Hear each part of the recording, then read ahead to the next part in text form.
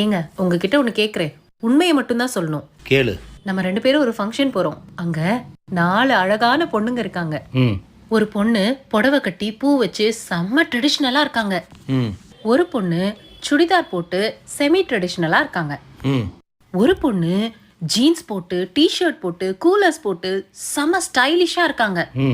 ஒரு பொண்ணு மிடி போட்டு கியூட்டா இருக்காங்க. இந்த 4 பொண்ணுங்கள்ல நீங்க எந்த பொண்ண ஃபர்ஸ்ட் பாப்பீங்க? நான் ஒன்னதான் பாப்பேன்.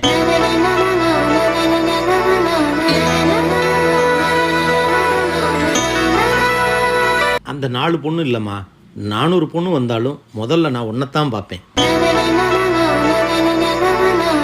நீ இருக்கியான்னு பார்த்துட்டு இல்லைன்னா மற்ற பொண்ணை பார்ப்பேன்.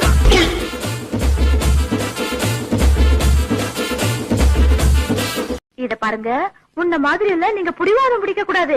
நம்ம 2 பேரும் சேர்ந்து வேலைக்கு போனா தான் வீடு வாசல் எல்லாம் வாங்கி 4 பேருக்கு முன்னாடி கௌரவமா வாழ முடியுங்க. அப்புறம் நான் உங்களுக்கு மாசம் மாசம் தனியா 1000 ரூபாய் கொடுத்துறேன். அத நீங்க தண்ணிக்கு வாங்கி சந்தோஷமா இருங்க.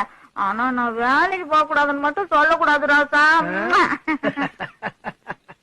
ஏண்டி, ஒரு மாசம் வேலைக்கு போன உனக்கே இவ்வளவு கிரிமினல்லாம், வருஷம் பூரா தெருநாய் மாதிரி சுத்திக்கிட்டு இருக்க எனக்கு எவ்வளவு கிரிமினல்.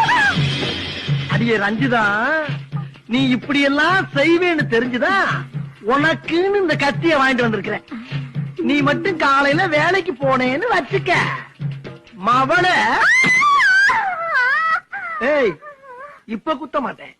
காலையில வேலைக்கு போனேன்னா எப்படி குத்துவேங்கிறத குத்தி காட்டியிருக்கேன். வேலையா உசுரா முடிவு பண்ணிக்க.